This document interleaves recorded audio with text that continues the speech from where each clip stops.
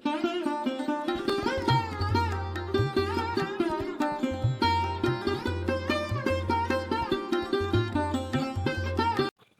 பிரம்மா குரு விஷ்ணு குருதேவோ மகேஸ்வரா குரு சாட்சாத் பரபிரம்மா தஸ்ம் ஸ்ரீ குருவே நமக. பாருங்க, தமிழ் மக்கள் அனைவருக்கும் வணக்கம், வாழ்க வளமுடன். நான் உங்கள் தரணிதாசன், பாரம்பரிய முறை ஜோதிடர் மற்றும் வாஸ்து ஆலோசகர். நம்ம சேனலை முதல் முறையாக பார்க்குறீங்க, சப்ஸ்கிரைப் பண்ணுங்க, பெல் பட்டனில் ஆல் ஆப்ஷன் ப்ரெஸ் பண்ணுங்க. இப்போ கடக ராசிக்கு நம்ம புரட்டாசி மாச பலன் பற்றி இந்த வீடியோவில் விரிவாக பார்க்க போகிறோம். அப்போ புரட்டாசி மாச கிரக அடைவுகள் எப்படி இருக்குன்னு பார்த்தீங்கன்னா, உங்களுக்கு 2ஆம் இடத்தில் கடக ராசிக்கு 2ஆம் இடத்தில் புத பகவானும், 3ஆம் இடத்தில் சூரிய பகவானும், சுக்கிர பகவானும், கேது பகவானும், உங்கள் ராசியாதிபதியே ஆரம்ப காலகட்டங்களிலேயே உங்களுக்கு 8ஆம் இடத்துல சனி பகவான் கூட சேர்ந்திருக்கிறார். அப்புறம் 9ல் ராகு பகவானும், 11ஆம் இடத்தில் குரு பகவானும், 12ல் உங்களுக்கு செவ்வாய் பகவான் இருக்கிற காலகட்டம் தான் இந்த புரட்டாசி மாதம். அப்போ இந்த கிரக அடைகளை வச்சு தான் நம்ம பலன் சொல்ல போகிறோம். அப்போ உங்களுக்கு ராசியாதிபதியை ஆரம்ப காலகட்டத்திலே 8ஆம் இடத்துல சனி பகவான் கூட சேர்ந்து இருக்கும் பொழுது 100% நல்ல யோகம் தான். பாருங்க, 7ஆம் இடத்து அதிபதி கூட இருக்கும் பொழுது, அந்த 7ஆம் இடத்து அதிபதி கூட இருக்கும்போது 100% கணவன் மனைவி சார்ந்த விஷயம் உங்களுக்கு நல்ல யோகத்தை கொடுக்கக்கூடிய காலகட்டமாக இருக்கு. பாருங்க, கணவன் மனைவி சேர்ந்து வாழணுங்கிற அமைப்பு இருந்தால் இந்த காலகட்டத்தில் ஏதாவது பேசினீங்கன்னா 100% சேர்ந்து வாழக்கூடிய காலகட்டமாக இருக்கு. பாருங்க, கல்யாணம் வச்சு ஒரு சின்ன சண்டைங்க, அது ரொம்ப பெருசாகி போச்சுங்க, எப்படி பேசுறதே தெரியலங்க, எப்போ தான் பேசுறதுன்னு தெரியல அப்படின்னா இந்த காலகட்டத்தில் பேசினீங்கன்னா 100% நல்ல பலனாக கொடுக்கும். பாருங்க, உங்கள் ராசியாதிபதியே 7ஆம் அதிபதி மேல் இருக்கும்போது நல்ல பலனாக சேர்ந்து வாழக்கூடிய தன்மையாக இருக்கும் போது, அடுத்தது உங்கள் ராசியாதிபதி 9ஆம் இடத்துக்கு போகிற பார்த்தீங்களா, அப்போ நீங்கள் மனைவி மூலிமா பாக்கியம் வரக்கூடிய காலகட்டமாக இருக்கு. மனைவி சேர்ந்துனா பேசினா சேர்ந்து வாழக்கூடிய காலகட்டமாக இருக்க போது. பாருங்க, 2ஆம் இடத்துல உங்களுக்கு புதன் பகவான் இருக்கிறாரு. அப்போ புதன் பகவான் வரக்கூடிய காலகட்டங்களில் பரிவர்த்தனை ஆகிறாரு. அப்போ அந்த பரிவர்த்தனை ஆனாலே உங்களுக்கு மிக சிறந்த யோகமே. அப்போது என்னன்னா, கம்பல்சரி உங்களுக்கு குடும்ப வாழ்க்கை அப்படிங்கிறது கம்பல்சரி நிம்மதியான சூழ்நிலை. குடும்பத்தில் இது வரைக்கும் சுப நிகழ்ச்சி நடக்கவே இல்லைன்னா நல்லபடியாக நடக்கக்கூடிய காலகட்டமாக இந்த புரட்டாசி மாதம் இருக்க போகுது. அது மட்டும் இல்லாமல் உங்களுக்கு 9ஆம் அதிபதி அப்படிங்கிறது பாக்கியஸ்தானாதிபதி, அவரும் 11ஆம் இடத்துல இருக்காரு. பாருங்க, இது வரைக்கும் எனக்கு அப்பாவே பார்த்தீங்கன்னா சொத்து பூரா தம்பிக்கே எழுதி கொடுத்தாருங்க, எனக்கு இது வரைக்கும் எந்த சப்போர்ட்டுமே இல்லைங்க, எனக்கு என்ன பண்ணுறதுனே தெரியல, நான் நடு ரோட்டில் நான் எந்த ஒரு உதவியும் இல்லாமல் நிற்கிறேன் அப்படின்னா, இந்த காலகட்டங்களில் அப்பா கிட்ட போய் என்ன பேசினாலும் அது பர்ஃபெக்டாக உங்களுக்கு கிடைக்கக்கூடிய காலகட்டமாக இருக்கு. பாருங்க, அந்த பாக்கியஸ்தானாதிபதி இந்த 9ல் வந்து நிற்கும் போது மிக சிறந்த யோகமே. பாருங்க, அந்த 9ஆம் அதிபதி 11ஆம் இடத்துல இருக்கிறது மிக சிறந்த யோகம்னாலே இதுக்கு மாதிரி இந்த மாதிரி நாட்கள் புரட்டாசி மாதம் மாதிரி வர நாட்கள் உங்களுக்கு கிடைக்கிறதுக்கான சந்தர்ப்பமே இல்லை. அந்த மாதிரி நல்ல பலனை கொடுக்கக்கூடிய காலகட்டமாக இருக்க போகுது. ஏன்னா அதை பார்த்தீங்கன்னா உங்களுக்கு 6ஆம் அதிபதி தான், அந்த 6ஆம் அதிபதி 11.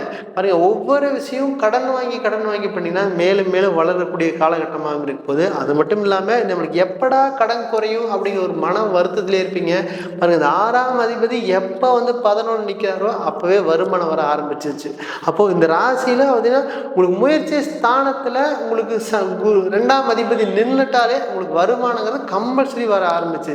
ஏன்னா டெய்லியும் உங்களுக்கு சந்திரன் பயிற்சி ஆயிட்டு நல்லா ஒளியை குடிக்கக்கூடிய கிரகம் அப்படின்னு சூரியன் தான். அந்த சூரியன் வந்து உங்களுக்கு 3ஆம் இடத்துல போய் நிற்கிறதுனாலே முயற்சின்னு ஒன்று எடுத்தீங்கன்னா அது பர்ஃபெக்டாக அது வெற்றி அடையக்கூடிய காலகட்டமாக இருக்க போகுது. அது மேலும் மேலும் நல்ல வளர்ச்சியை குடிக்கணும். அது எந்த மாதிரி முயற்சி அப்படின்னா தொழில் மூலியமாக வளர்ச்சி. ஏன்னா என்ன தொழில் பண்ணுறதே தெரியலங்க, ஆனால் தொழில் அப்படிங்கிறது உங்களுக்கு 10ஆம் இடத்து அதிபதி 12ஆம்னா பூமி மூலியமாக நல்லா யோகம் வரக்கூடிய காலகட்டமாக இருக்கு. ஏன்னா எந்த தொழில் பண்ணுறது அப்படின்னு ஒரு தெரியாமல் முடிச்சுட்டு இருப்பீங்க. ஆனா பாருங்க, இந்த பூமி காரகன் அப்படிங்கிறதே உங்களுக்கு 10ஆம் அதிபதி தான். அந்த அதிபதி உங்க ராசிக்கு 12ஆம் இடத்துல இருக்கிறாரு. அப்ப அந்த 12ஆம் இடத்துல இருந்தாலே கம்பல்சரி 100% உங்களுக்கு அவரோட நட்சத்திரத்திலே நிற்கிறாரு ஆரம்ப காலகட்டத்தில். அப்புறம் அவர் மிருக சீரிஸ் நட்சத்திரத்திலே செவ்வாய் பகவான் நின்றுட்டாலே கம்பல்சரி 10ஆம் அதிபதி நட்சத்திரத்தில் நிற்கும் போது 100% வேலை அப்படிங்கிறது கம்பல்சரி கிடைக்கும். அது தொழில் அப்படிங்கிறது நல்லபடியாக அமையறக்கான சந்தர்ப்பம். அது எந்த மாதிரி தொழில் அப்படின்னா உங்களுக்கு 2ஆம் இடத்திலே புதன் உட்காந்துக்கிறாரு. கமிஷன் சார்ந்த விஷயம் மேலும் மேலும் சிறப்பாக கொடுக்கும். பாருங்க, இந்த ரியல் எஸ்டேட்டு, பூமி சார்ந்த யோகம், கமிஷன் சார்ந்த யோகமா கம்பல்சரி இந்த புரட்டாசி மாதம் கடக ராசிக்கு நல்லபடிய வளர்த்து கொடுக்கக்கூடிய காலகட்டமாக இருக்க போகுது. ஏன்னா குடும்பத்தில் எல்லாருமே பாசத்தை கொடுப்பாங்க. பாருங்க, ஒருத்தர் ஒரு குடும்பத்தில் கடக ராசியில் ஒரு குழந்தை பிறந்துச்சுன்னா அவங்களாட்ட உபசரிப்பு தன்மை யாருமே பண்ண மாட்டாங்க.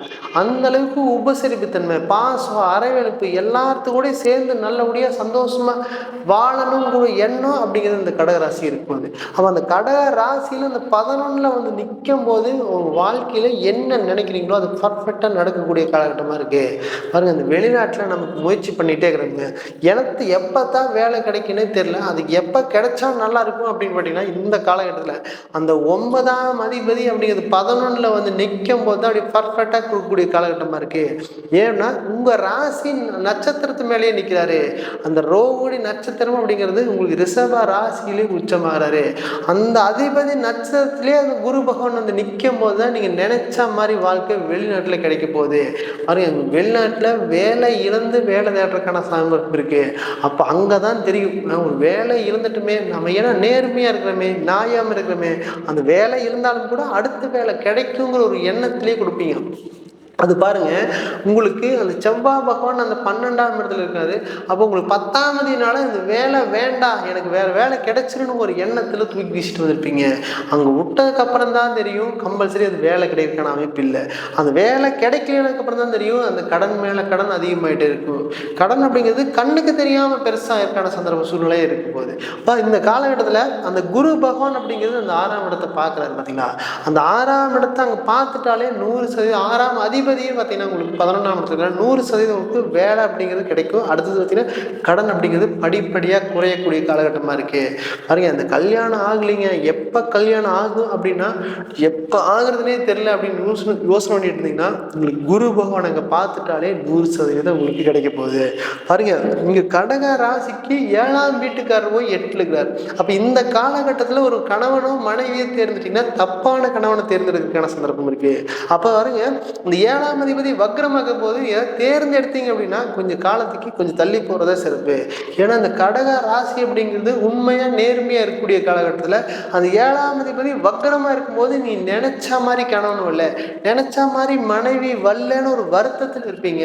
அப்போ இந்த ராசிக்கு உங்களுக்கு கணவன் மனைவி சார்ந்த விஷயத்தை கொஞ்சம் தாமதமாக முடிவெடுத்தாலும் கூட கவனமாக முடிவெடுக்கிறது மிக சிறந்த காலகட்டமாக புரட்டாசி மாதம் இருக்க போகுது.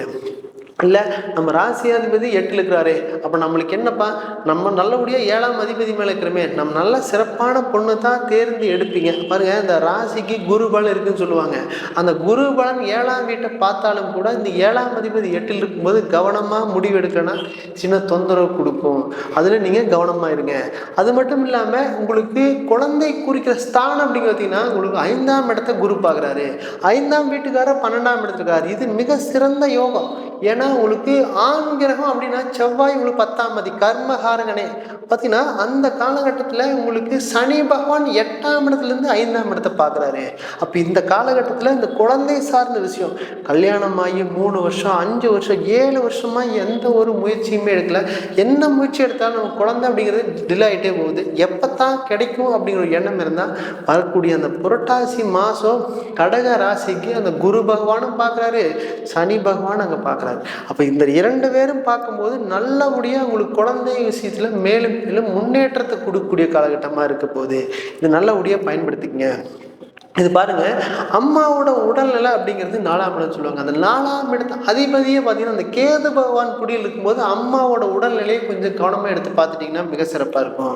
பாருங்க, இந்த காலகட்டத்தில் நமக்கு வந்து பார்த்தீங்கன்னா செவ்வாய் பகவான் 12ஆம் இடத்துல இருக்கிறாருங்க. அந்த செவ்வாய் பகவான் 12ஆம் இடத்துல ஒரு இடம் ஒன்று கிரை பண்ணுவீங்க பார்த்தீங்களா, அந்த இடத்தினால ஒரு பிரச்சனையை கொடுக்கும்.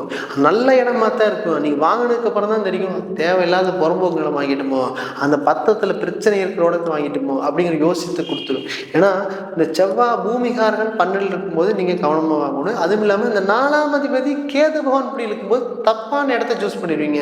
அப்போ இடம் வாங்கும்போது மட்டும் நீங்கள் கவனமான இடம் வாங்கிட்டீங்கன்னா 100% நல்ல யோகத்தை கொடுக்கக்கூடிய காலகட்டமாக இருக்குது. பாருங்கள், இந்த சந்திராஷ்டம காலத்தில் கவனமாக முடிவு எடுக்கலைன்னா அந்த பிரச்சனை 3லிருந்து 4 மாதம் வரை 5 மாதம் வரைக்கும் உங்களுக்கு பிரச்சனையை கொடுக்கணும். அப்போ அதனால நீங்கள் வந்து 100% இந்த சந்திராஷ்டம காலத்தில் கொஞ்சம் கவனமாக இருந்துக்குங்க. பாருங்க, உங்களுக்கு வழிபட வேண்டிய தெய்வம் அப்படின்னு பார்த்தீங்கன்னா உங்களுக்கு ராசிக்கு 2லேயே புதன் இருக்கிறார். அப்போ அந்த உள்ளூர் பெருமாள் வழிபாடு நல்லபடிய மாற்றத்தையும் முன்னேற்றத்துக்கும் கொடுக்கக்கூடிய காலகட்டமாக இருக்கு. பாருங்க, அந்த புதன் பரிவர்த்தனையாகி 2ஆம் இடத்துக்கே வராது. அப்போ சூரிய பகவான் வழிபாடு தினமும் செஞ்சுட்டிங்கன்னா வாழ்க்கையில் நிறைய மிக யோகத்தை கொடுக்கக்கூடிய காலகட்டமாக அமைய போகுது. இதெல்லாமே பார்த்தீங்கன்னா இந்த புரட்டாசி மாதத்துக்கு கடக ராசிக்கு கோச்சார பலன் மட்டும்தான். நீங்கள் ஜாதகம் பார்க்க விரும்பினால் கீழே கொடுக்கப்பட்டுள்ளதை தொடர்பு கொள்ளலாம். நான் உங்களிடமிருந்து விடைபெறுவது தரணிதாசன் மற்றும் வாஸ்து ஆலோசகர். நன்றி, வணக்கம்.